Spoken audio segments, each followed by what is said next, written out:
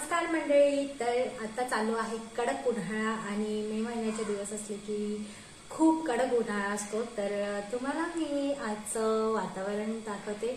माहितीसाठी सांगते की आता मे महिना चालू आहे आणि मे महिन्यामधलं जे वातावरण आहे ते मी तुम्हाला दाखवते। पाऊस पडल्यामुळे सर्व जमीन ओली झाली आणि हिरवळ सुद्धा आलेली आहे। त्याच्यावरनं तुम्हाला कळत असेल की पाऊस नेमकी केव्हापासून पडायला सुरुवात झालाय। सो सकाळपासूनच हा ढगाळ वातावरण असतो आणि बायकांचं एकच काम असतो की वाळवण तयार करायची, पापड, मिरवंडी, लोणचं वगैरे हे सगळं। तर बाकीची कामं झालेली आहेत आणि लोणचं भरण्याची वेळ आलेली आहे।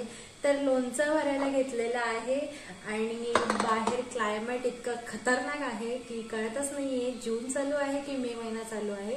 नशीब कॅलेंडर आहे त्याच्यामुळे समजते तरी की आता चालू आहे मे महिना। तर मे महिन्यामध्ये खूप सारा पाऊस पडून गेलेला आहे आणि अर्धा महिना तरी पावसाळ्यातच गेलेला आहे। सो असं समजूया पावसाळा चालू झाला। तर असो आता वातावरणाबरोबर ऍडजस्ट करावंच लागेल आणि आपण लोणचं भरून घेऊया।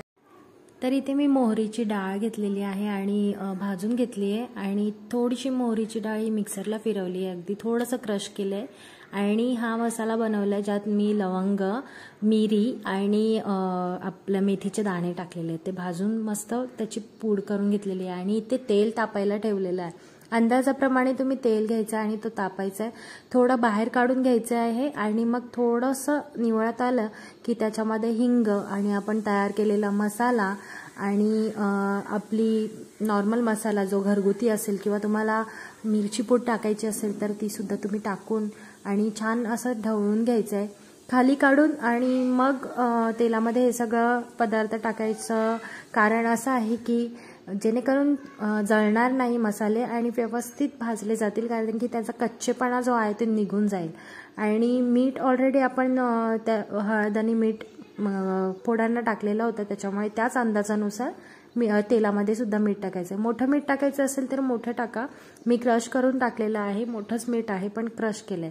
आता डाळ्या पण याच्यामध्ये हलक्या अशा भाजून घ्यायच्या आहेत, गरम करून घ्यायच्या आहेत आणि मस्त छान तेलामध्ये असं परतवून घ्यायच्या आहेत।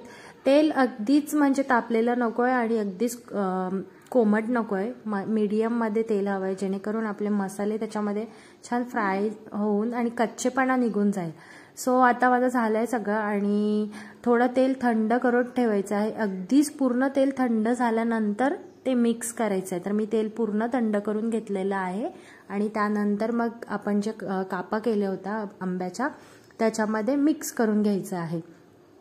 तर हे सगळं करताना एक लक्षात ठेवायचं आहे की पाण्याचा स्पर्श कुठेच झाला नाही पाहिजे आणि जे काही आपण पातेली किंवा चमचा ह्या सगळ्या वस्तू वापरू ज्या एकदम कोरड्या झालेल्या असतील।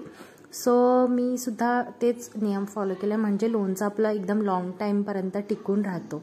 सो आता मी हे मिक्स केलं आणि पूर्ण रात्रभर रेस्ट करायला ठेवलेलं आणि आता हे दिवसा मी ओपन करून बघितलं। सो छान मस्त झालं होतं लोणचं आणि टेस्ट तर इतकी सुपर लागत होती। तुम्ही सुद्धा घरी नक्की ट्राय करून बघा आणि मला कळवा की कसं झालंय म्हणून। आणि आणखीन छान रेसिपींसाठी सबस्क्राईब करा।